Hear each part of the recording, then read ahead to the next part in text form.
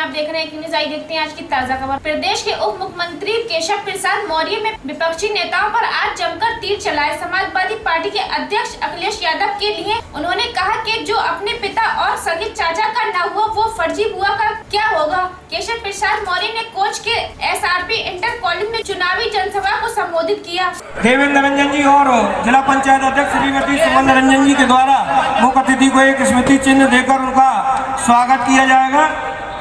मैं इसी भारतीय जनता पार्टी के परिवार में माधवगढ़ के ब्लॉक प्रमुख श्रीमती सोनिया राठौर और उनके प्रतिनिधि श्री अरविंद राठौर का भी भारतीय जनता पार्टी में शामिल होने पर उनका स्वागत करता हूं और मुख्य अतिथि जी से निवेदन है उन्हें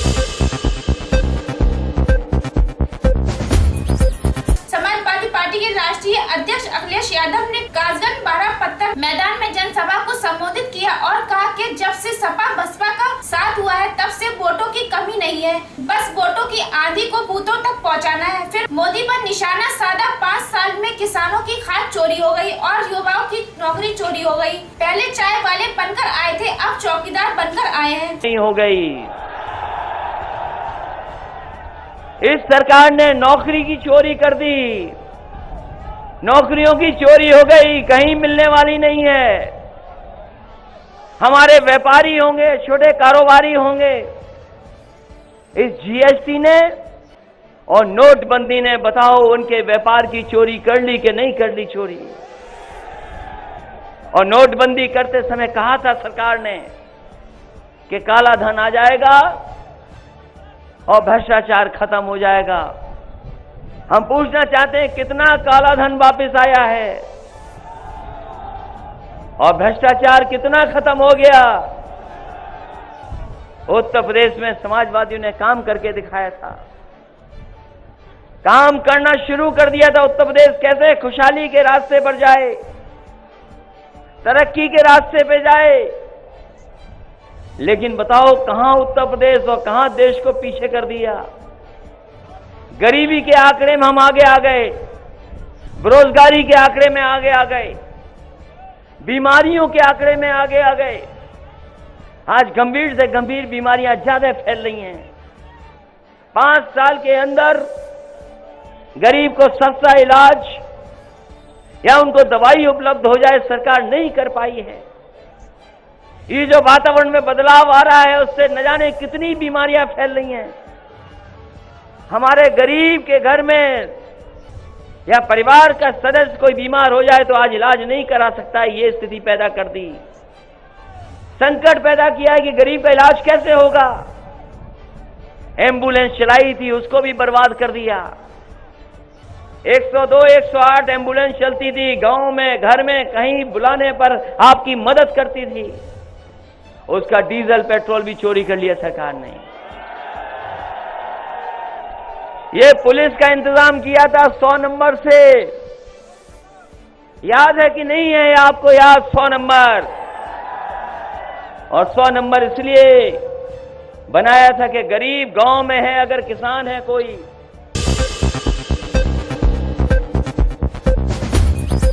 थाना सिकंदरापुर वेस्ट में आज बीती रात लगभग बिजली के झुलते तार गिरने से एक आदमी की चिपक कर मौत हो गई। मृतक का नाम ज्ञान सिंह पुत्र मलखान सिंह की 3 भैंसें भी करंट से मर गईं और मौके पर पहुंची पुलिस ने शवों का पंचनामा भरकर पोस्टमार्टम के लिए भेजा। पीड़ित परिवार ने मदद की मांग की। कासगंज से रमन साहू की रिपोर्ट।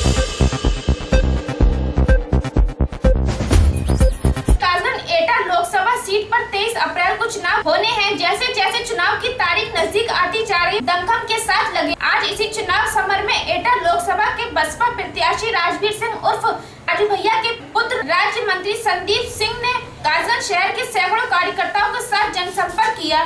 तैयार है और मैं जितने भी लोगों से मिल रहा हूँ उनका भारी बहुमत में समर्थन भारतीय जनता पार्टी की ओर और उनके सांसद राजवीर सिंह की ओर और नरेंद्र मोदी जी की ओर पूरी तरह से है।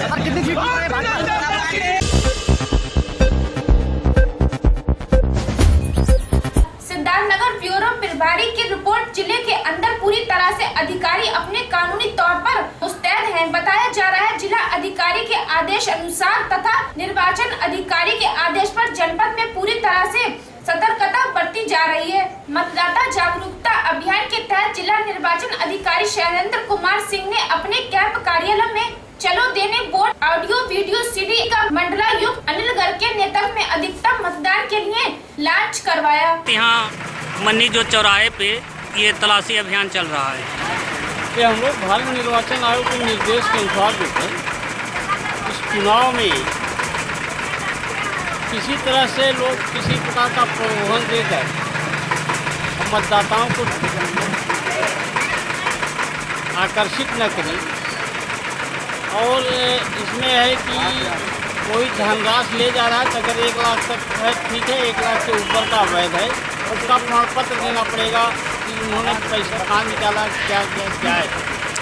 या अवैध रूप से शराब लोग लेके जाते हैं, शराब जा रही बल्कि कहाँ जा रही, कैसे जा रही, उसका विवरण होना चाहिए। जी सर जी। तो कपड़े तमाम चीज़ लोग बांटते हैं, वो आदमी कोई ले जा रहा है कपड़ा साड़ी ले जा रहा है तो कहाँ से ला रहे हैं, कहाँ ले जाएंगे, क्या करेंगे, उसका आपका है कि नहीं है बिल वाउचर, ये सारी चीज़ें हैं कि यह है कि निर्वाचन में चुनाव पारदर्शिता से हो, ये निर्वाचन आयोग का निर्देश है।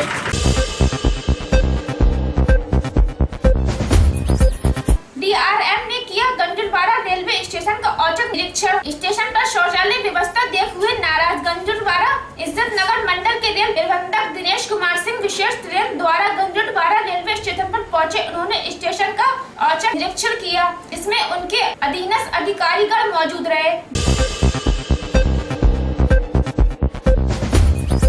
बनो देश के भाग्य विधाता, अब जागो प्यारे मतदाता। विशाल मानव श्रृंखला मतदान जागरूकता रैली निकाली। आज बदायूं निर्वाचन अधिकारी दिनेश कुमार व वरिष्ठ पुलिस अधीक्षक अशोक कुमार त्रिपाठी पुलिस व जनपद में लोकतंत्र के इस पावन पर्व पर मतदान के प्रति जागरूकता के लिए कई संगठन आगे आए। विशाल मानव श्रृंखला अभियान में शिक्षण संस्थाएं और युवा भी सहभागी बने।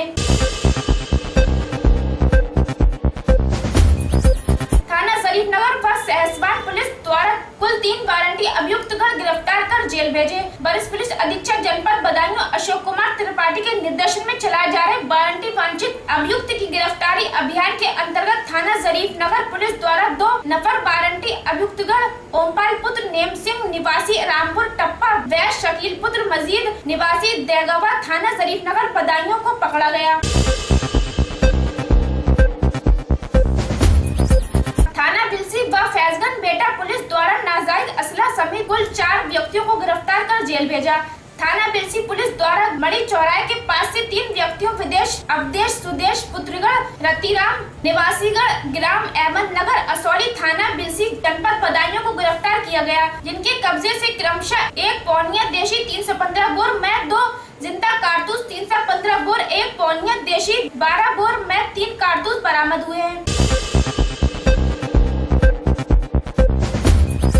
बदायूं लोकसभा क्षेत्र के सांसद व गठबंधन के प्रत्याशी धर्मेंद्र यादव ने आज विभिन्न नुक्कड़ सभाओं को संबोधित किया तथा कस्बा बजीरगंज नगर पंचायत सहपुर तथा नगर पालिका परिषद में हजारों लोगों के साथ रोड शो निकाला। रोड शो में सपा बसपा कार्यकर्ता तथा आम जनता का जोश देखते ही बनता है। बदायूं में आज भाजपा प्रत्याशी डॉक्टर संघमित्रा मौर्य के समर्थन में भगवान सिंह शाह के पूर्व मंत्री बदायूं में भाजपा के सम्राट व्यक्तियों के साथ बिलसी एवं बिसौली के गिरावों में जनसंपर्क किया। हरिद्वार के नालों में घुसकर सफाई करने उतरे मेयर अनीता शर्मा के पति अशोक शर्मा वह नाले की साफ सफाई करने खुद उतर गए नाले में। नगर में नाला बंद होने के कारण सफाई व सफाई कर्मियों को बुलाने पर वह नहीं आए तो स्वयं ही नाले की सफाई करने लगे। देखिए यह नजारा हरिद्वार से सनी वर्मा की रिपोर्ट। मेरे पास सारे डॉक्यूमेंट है, अधिकारी आते हैं, मैंने यार आप मेयर की नॉलेज में नहीं दे रहे, आप रोज हमारी सड़कें खोद रहे हो। क्या हमें शासन से आदेश आए हुए हैं कि मेयर को का कोई अधिकार नहीं है, केवल जो है विधायक और नगर विकास मंत्री जी का अधिकार है। आप देख लीजिए हरिद्वार के साथ सौतेला व्यवहार हो रहा है, हरिद्वार के नागरिकों के साथ सौतेला व्यवहार हो रहा है। मेरा घर थोड़ी है यहाँ तो आम जनता आती जाती है, लोगों के घर हैं, लोगों की दुकानें हैं, रोजाना तीर्थ यात्रा। कितने लोग यहाँ पे कुशा घाट पे आरती पर प्रवाह करने आते हैं, कितने लोग हर की पौड़ी पे स्नान करने आते हैं। लेकिन ये कब तक करेगी नाले की सफाई? आप नाले की सफाई तो जब से मैं 6 साल से लगातार कर रहा हूँ। लेकिन ये पहली बार ऐसा हुआ कि मुझे नाले में खुद घुस के, क्योंकि मैं अपने कर्मचारियों के द्वारा सफाई कराता था और ऐसी व्यवस्था कभी नहीं फैली।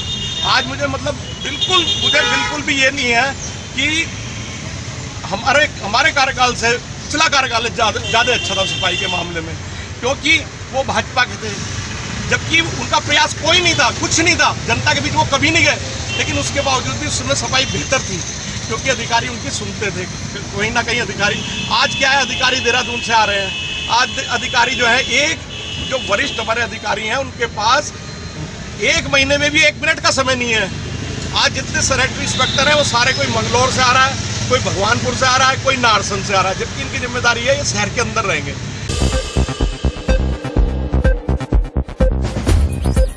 कांग्रेस के राष्ट्रीय अध्यक्ष राहुल गांधी ने आज बदायूं में किया तूफानी दौरा। ब्लॉक मियांपुर औला लोकसभा के प्रत्याशी सरफराज सिंह के समर्थन में सभा कर वोट मांगे, वही राफेल घोटाले पर जांच करने की बात कही। जैसे ही राफेल मामले में इंक्वायरी आएगी होगी, 2 नाम निकलेंगे, 2 चोरों के नाम निकलेंगे, 2 चौकीदारों के नाम निकलेंगे, अनिल अंबानी और नरेंद्र मोदी। कोई भाग नहीं पाएगा, कोई बच नहीं पाएगा, क्योंकि सच्चाई से कोई नहीं बच सकता। अब मैं आपको कहता हूं, एक तरफ अन्याय, दूसरी तरफ न्याय। एक तरफ 15 लाख का वायदा झूठ, दूसरी तरफ 3,60,000 रुपए की सच्चाई। एक तरफ 2 करोड़ युवाओं को रोजगार देने का झूठ, दूसरी तरफ